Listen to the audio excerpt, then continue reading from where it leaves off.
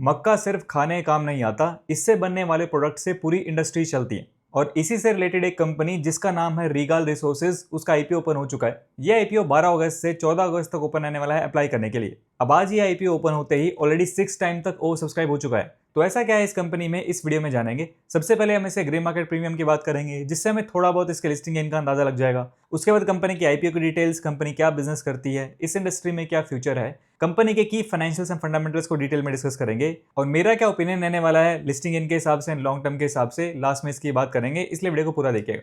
Now सबसे पहले अगर हम इसे ग्रे मार्केट प्रीमियम की बात करें, इसका करंट जीएमपी यहाँ पे 25 के अराउंड चल रहा है, यानी हमें इसमें करीब 24% का एस्टिमेटेड लिस्टिंग गेन देखने को मिल सकता है। यानी पर लॉट के हिसाब से बात करें तो करीब 3600 रुपए तक का फायदा देखने को मिल सकता है अंदाजन। हालांकि जीएमपी सिर्फ एक अंदाजा होता है, कोई गारंटी नहीं होती है कि ऐसे लिस्ट होने वाला है, और ये टाइम टू टाइम चेंज भी होता रहता है, इस चीज का भी हमें ध्यान रखना है।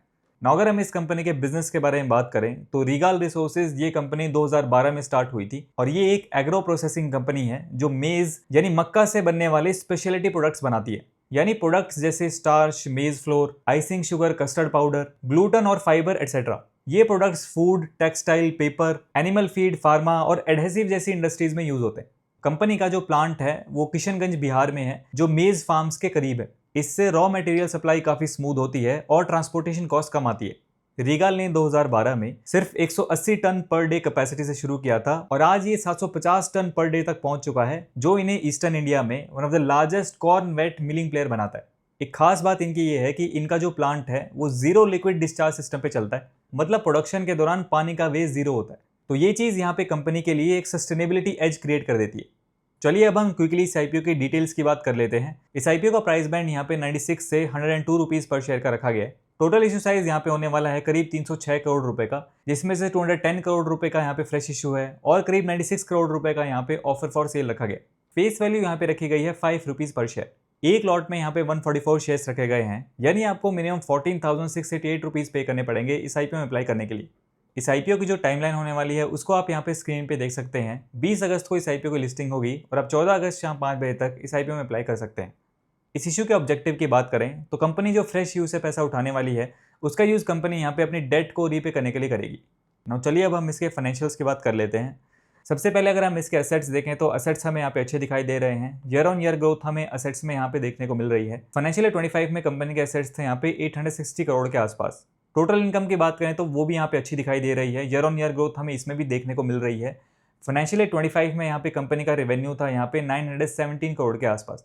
प्रॉफिट आफ्टर टैक्स की बात करें तो कंपनी यहाँ पे लास्ट 3 ईयर्स में प्रॉफिटेबल है। फाइनेंशियल ईयर 23 में कंपनी का प्रॉफिट था यहाँ पे 16 करोड़ के आसपास। फाइनेंशियल ईयर 24 में वो बढ़ के हो गया यहाँ पे 22 करोड़। फिर फाइनेंशियल ईयर 25 में अच्छी ग्रोथ यहाँ पे देखने को मिली, 47.6 करोड़ के आसपास यहाँ पे प्रॉफिट रिपोर्ट कंपनी ने किया है। यानी प्रॉफिट के अंदर भी हमें साल दर साल यहाँ पे अच्छी ग्रोथ देखने को मिल रही है। EBITDA, net worth and reserve and surplus यहाँ पे ठीक दिखाई दे रहे हैं। टोटल बोरोइंग की बात करें तो कंपनी के ऊपर यहाँ पे अच्छा खासा डेट भी है। करंटली कंपनी के ऊपर यहाँ पे 507 करोड़ का डेट है। और अगर हम इसके डेट टू इक्विटी रेशियो की बात करें तो करंटली वो यहाँ पे कंपनी का है 2.08 का। आइडियली जो डेट टू इक्विटी रेशियो होता है वो 0.5 से कम होता है तो अच्छा माना जाता है, लेकिन यहाँ पे ये काफी ज्यादा है। हालांकि जैसे हमने बात की, कंपनी जो इस आईपीओ से फंड रेज करेगी उसका यूज अपनी डेट को रीपे करने के लिए करेगी।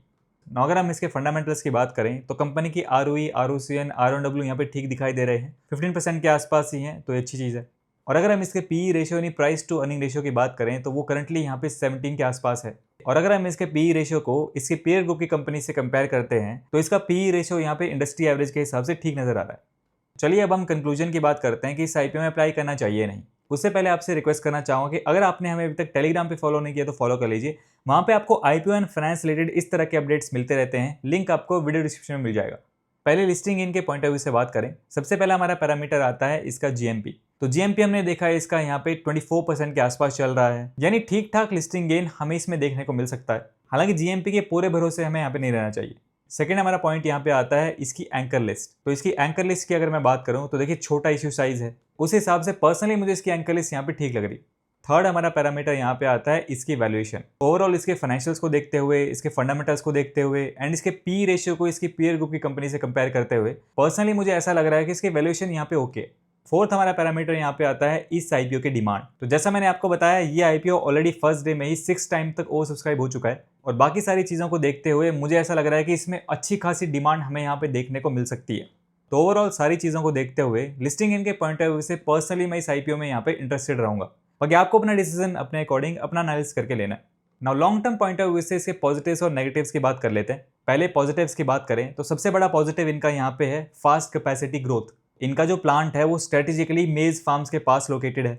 इनके प्रोडक्ट्स में काफ़ी सारी डाइवर्सिफिकेशन रेंज हमें यहाँ पे देखने को मिल जाती है और जीरो वेस्ट मैन्युफैक्चरिंग के साथ यहाँ पे कंपनी काम कर रही है। ये भी इसका एक पॉजिटिव पॉइंट बन जाता है। नाउ अगर हम इसके नेगेटिव्स की बात करें कि इस पे रिस्क क्या क्या है, सबसे पहला पॉइंट आता है कंपनी की जो डिपेंडेंस है वो टॉप कस्टमर्स और सप्लायर्स पे ज़्यादा है। मतलब इन टॉप लोगों में अगर किसी के साथ कुछ गड़बड़ होती है तो कंपनी के ऑपरेशंस में दिक्कत आ सकती है। इसके अलावा कंपनी का फाइनेंशियल लेवरेज यानी डेट अगर आईपीओ के थ्रू मैनेज नहीं हुआ तो कंपनी के ऊपर प्रेशर हो सकता है। मतलब मेरे हिसाब से अगर कंपनी डेट रिड्यूस करके सप्लाई चेन डाइवर्सिफाई करके R&D पे फोकस करते रहें तो लॉन्ग टर्म में कंपनी के लिए अच्छा हो सकता है। मैंने आपको कंपनी के पॉजिटिव्स एंड नेगेटिव्स दोनों बता दिए, बाकी डिसीजन आपको अपने अकॉर्डिंग अपना एनालिसिस करके लेना है।